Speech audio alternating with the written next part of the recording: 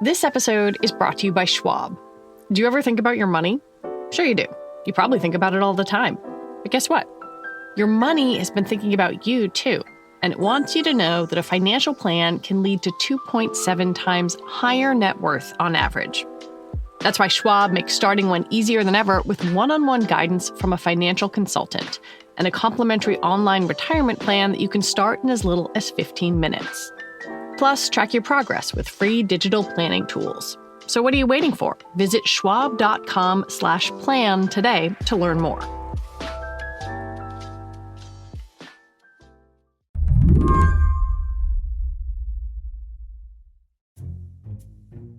When I got Charlie Warzel on the line, I had a simple question for him.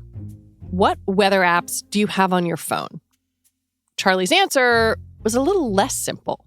So I used to be a dark sky loyalist before the purge, before they kind of shuttered it and folded it into Apple Weather. I've since started using Apple Weather, which I don't like. And recently, through recommendations, I've been toying around with a couple of different weather apps. One is called Carrot and one is called Windy.app. Not to be confused with Windy, which is another app. There are over 10,000 weather apps in the Android and iOS app stores, making all this very confusing. So that's a total of 4. At least 4 that he currently uses. I mean, I have a whole graveyard of old weather apps that I have discarded over the years. Discarded because weather apps kind of suck. Charlie writes for The Atlantic and recently wrote a story about these apps and where they fit in our lives. Most of us don't have a favorite TV meteorologist anymore. We roll out of bed and look at our phones, depending on that app for guidance. If a weather app predicts the weather for you and gets it wrong and leaves you stranded somewhere or in a really bad situation, that can feel a little bit like betrayal, especially if you paid money for the app or something like that. And I just think it's one of those pieces of technology that we don't think about, but that is really intimate. Which is why when they fail, and they often do, we feel confused, almost betrayed. After all, we chose this weather app out of all the others, checked it days in advance, trusted it with our plans, maybe down to the hour. And the prediction it made led us astray, maybe left us soaking wet.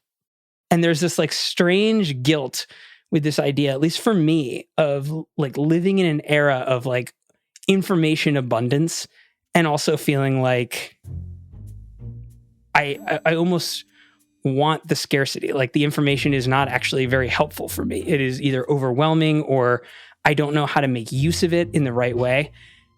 And I think that is sort of the core of what's happening with a lot of things in modern life, but especially with weather apps. And so today on the show, we're going to explain why this happens, why professional meteorologists call these things crap apps. I'm Lizzie O'Leary, and you're listening to What Next TBD, a show about technology, power, and how the future will be determined. Stick around.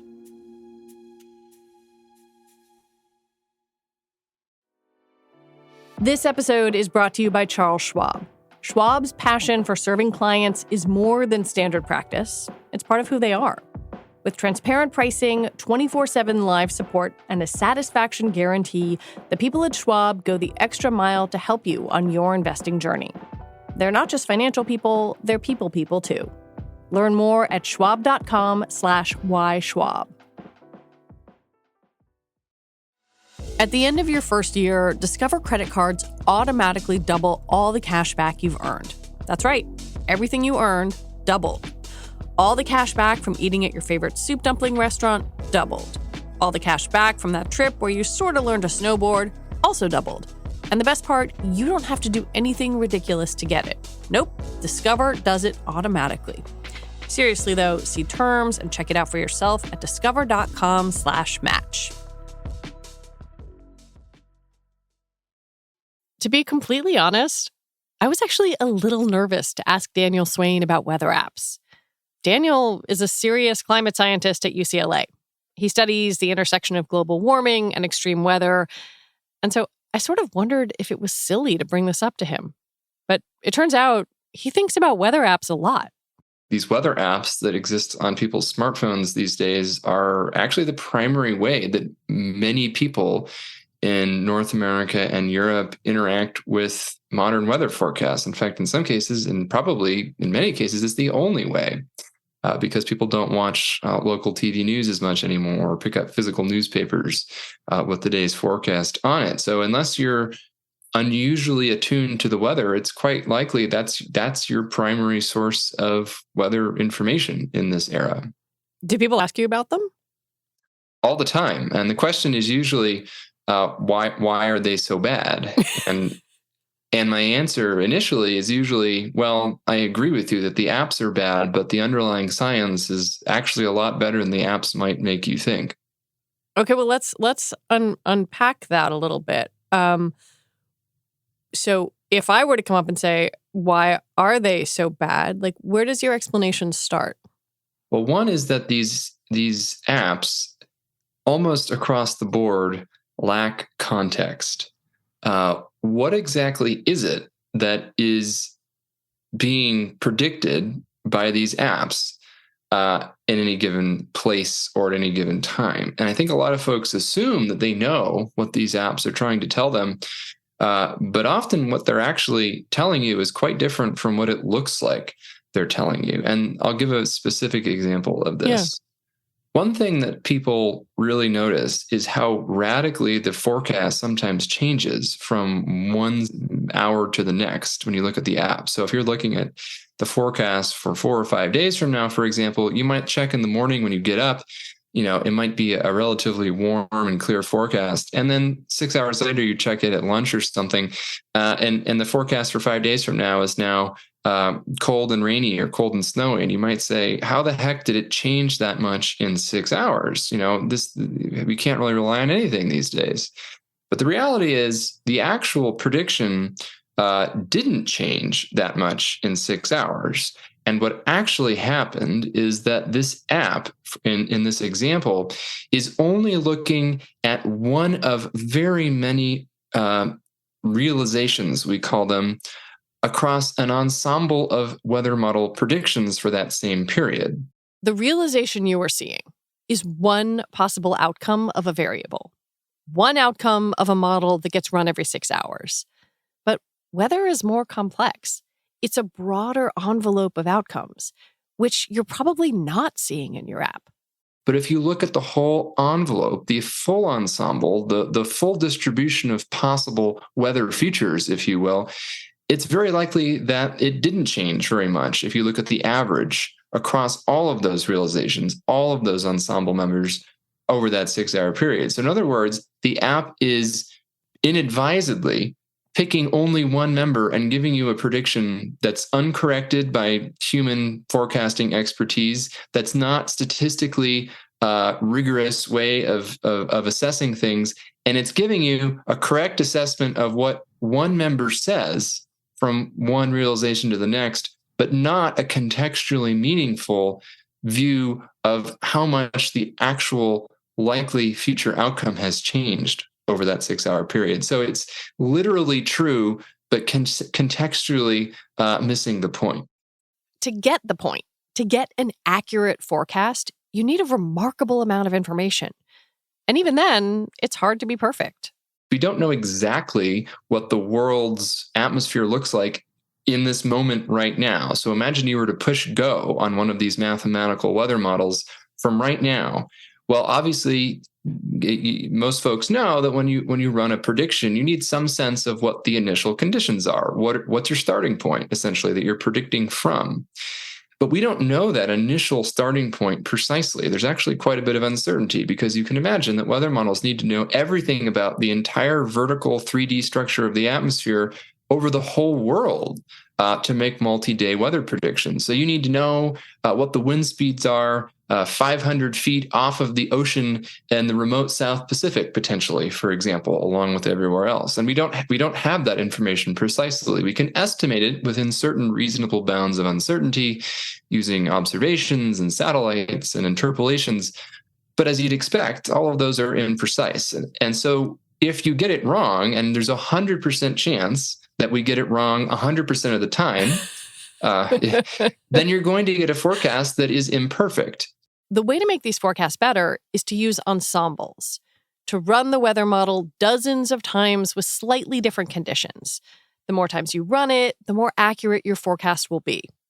So you feed the model over and over again, slightly different sets of initial conditions, all of which are plausible, given that we don't know exactly what the real world is. You run it forward and you get 20, 30, 40 different possible plausible futures in terms of what might happen to the weather in 3 to 5 days. And because of that, any individual member of that ensemble might do something weird if those initial conditions produce some weird outcome. But the most realistic way to interpret these ensembles is to look at all of the members collectively and look at trends and patterns across all of them rather than focusing on any one individual member. And the challenge is a lot of these weather apps are just picking one and sort of seeing a tree and missing the forest, if you will. Do any apps look at the forest?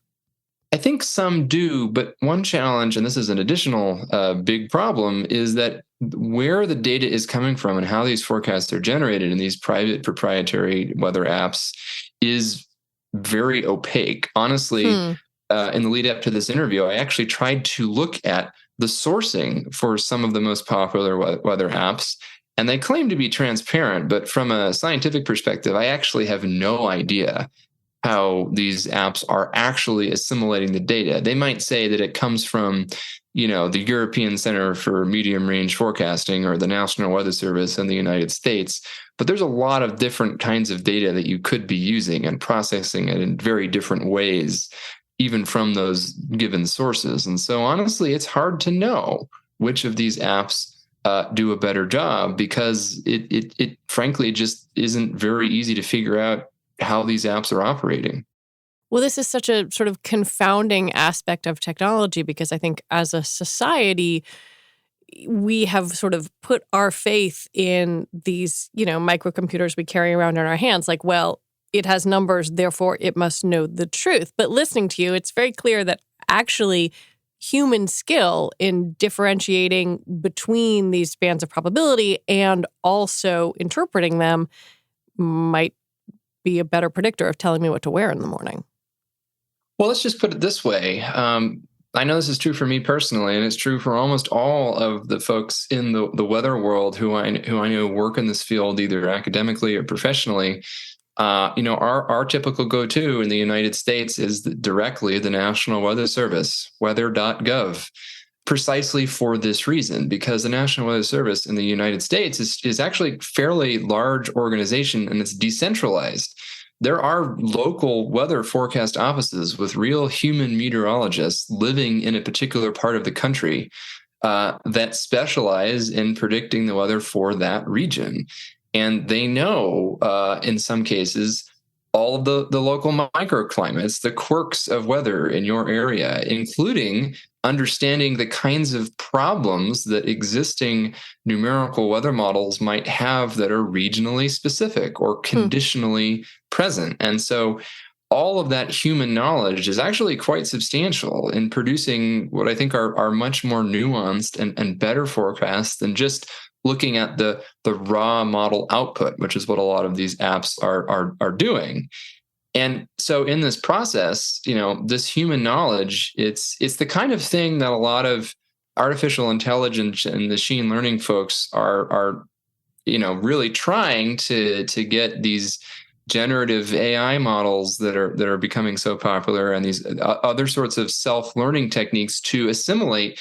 But we have not gotten there yet. We just don't have numerical tools that replace the human touch in this context, and we're so far from it that I don't think that's not immediately on the horizon. For all the promise of AI, including in meteorology in other respects, I think that the fact that we really do need domain-specific knowledge to contextualize these huge arrays of raw numbers that are thrown at us, from predictive models like weather models, that I think that human meteorologists probably aren't going to be out of a job anytime soon. when we come back. Please don't throw out the forecaster with the bathwater. Or the app.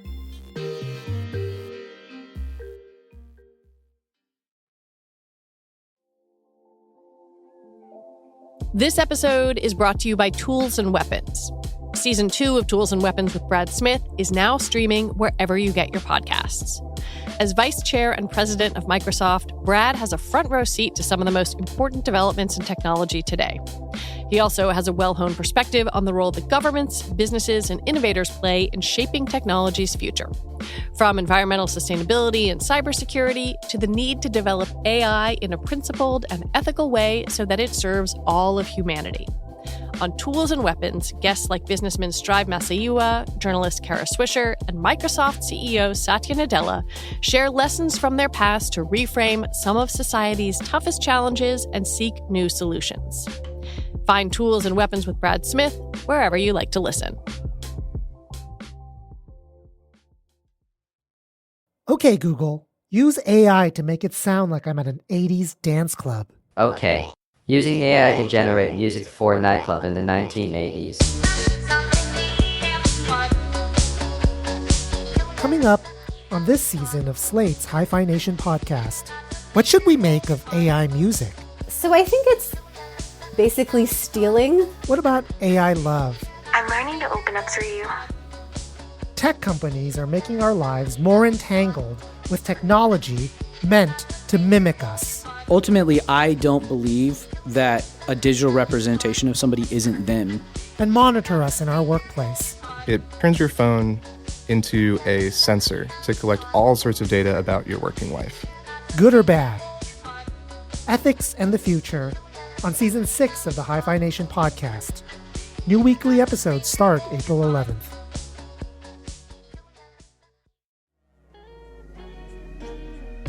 From Pod Save America co-host Jon Favreau comes Crooked Media's weekly series, Offline with Jon Favreau. Each week, Offline explores the worlds of news, politics, entertainment, sports, and business to better understand all the ways our extremely online existence is shaping the ways we live, work, and interact with one another. Catch new episodes of Offline with Jon Favreau every Sunday. Listen on Apple Podcasts or wherever you get your podcasts. Thinking about what you do, which is, looking at this intersection between climate change and extreme weather, I wonder if there's something even more immediate about kind of understanding why people need reliable weather and climate-related information that they can make decisions upon. Like it seems particularly a tough problem in what you do if you cannot look at the thing in your hand and say, this is how bad the storm is going to be in my neighborhood today. I think it's a huge challenge. And I think you're right. There is this assumption that because we have this powerful computer in our pocket that can pull up seemingly any kind of information on the fly almost instantaneously, that the basic day-to-day information that's delivered to us, like a weather forecast, must be correct. And I think that sort of lends folks, in some cases, a bit of a false sense of security. And one example might be, if you just look at the icon in your weather app and you're in the central United States during tornado season, depending on how the app interprets the forecast, there might only be a 20 or 30% chance of isolated thunderstorms that day. And so the app might give you essentially a warm and partly cloudy icon. Maybe there's a 20 or 30% little mentioned in the corner. But the reality is that, if you are under one of those 20 or 30% area covered by thunderstorms, they might be really violent storms. There might be tornadoes. And so the single icon, it's a science communication choice. Do you emphasize the low, but actually quite consequential risk of severe weather in this kind of forecast? Or do you emphasize what the weather is going to be like most of the time that day, which is probably warm and partly cloudy until the isolated tornadic thunderstorms arrive? This example helps you see why this is a real problem with human stakes. Because sure, it's mildly annoying if my app tells me it's a few degrees warmer than it actually is, but it's downright dangerous if it's not warning someone else about tornadoes. And as climate change creates more extreme weather, it becomes even more important for people to be armed with an accurate forecast. We're seeing in many parts of the world that we are seeing more extreme heat waves and more extreme downpours in a warming climate. And more and more people are experiencing conditions that are in some cases certainly outside their realm of personal experience, and increasingly also outside the realm of historical experience. And so I think the importance of properly communicating weather, and particularly extreme weather in a climate change context, is only becoming more important. And so, we have this simultaneous reality of unprecedented, instantaneous potential access to information.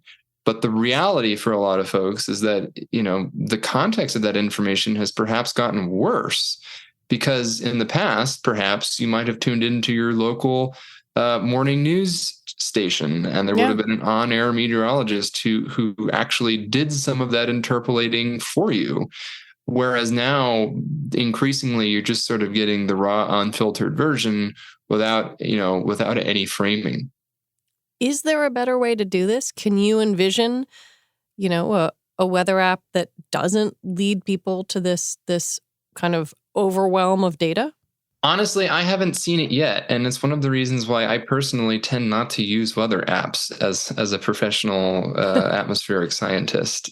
There's a few exceptions. I do think there's a couple that are probably somewhat better than others. But I think in general, it's a difficult problem because it is both a science problem, a science communication problem, and sort of a technology user interface problem. And I'm not sure that we have great solutions for any of those three things in this context yet. I think if someone does figure it out, they're going to produce an incredibly popular product. I will say that. So it's not like it's an impossible task.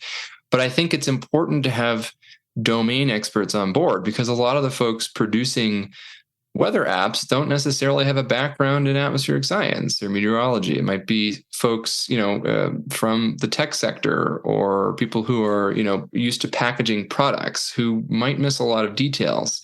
Again, that's not universally true, but I think the challenge is there is so much domain knowledge among folks who've been doing this for a long time, and that just doesn't make it into the current system. So I think there's definitely space for it. But I just don't know exactly how, I guess I'm not an expert on user interfaces. And so I would be eager to see some good ideas on how to move this forward. But so far, I haven't seen it yet. But still, at this point, you're going weather.gov in the morning. Personally, if I have to make a recommendation and you're in the United States, I think that's genuinely your best bet. One thing that worries Daniel is the possibility that your weather app gets it wrong and leaves you caught in the rain, and you think all meteorology is bad, that it's just a game of chance. But in reality, modern meteorology is more accurate than ever. There's just been steady and substantive improvement in weather forecasts over the past few decades. And yet I think the public perception is that weather forecasts have gotten worse. And it's not because the underlying weather models have gotten worse, they've gotten better. I mean, objectively, meteorologists measure this stuff all the time and benchmark things, and they continue to improve. But it's that the information delivery has gotten worse, or that people are also just more aware of the failures. And so, of course, as usual, people notice failures more often than you notice the mundane successes, which is what happens most of the time. But nevertheless, I really do think that there has been this divergence in the public sense of how advanced the field of meteorology actually is versus how advanced it appears to be through this interface of smartphone weather apps, which, a lot of folks in the industry still joke or maybe not so jokingly refer to as the crap apps. That is a not uncommon way to describe a lot of the way that most people receive their weather information today. Daniel Swain, thank you so much. Thanks again for having me. Daniel Swain is a climate scientist with UCLA, the National Center for Atmospheric Research, and the Nature Conservancy. And that is it for our show today. What Next TBD is produced by Evan Campbell. Our show is edited by Shannon Pallas. Alicia Montgomery is vice president of audio for Slate. TBD is part of the larger What Next family, and we're also part of Future Tense, a partnership of Slate, Arizona State University, and New America. And if you like what we are doing here, the best way to support us is to become a Slate Plus member. Just head on over to slate.com/whatnextplus to sign up. All right, we'll be back next week with more episodes. I'm Lizzie O'Leary. Thanks for listening.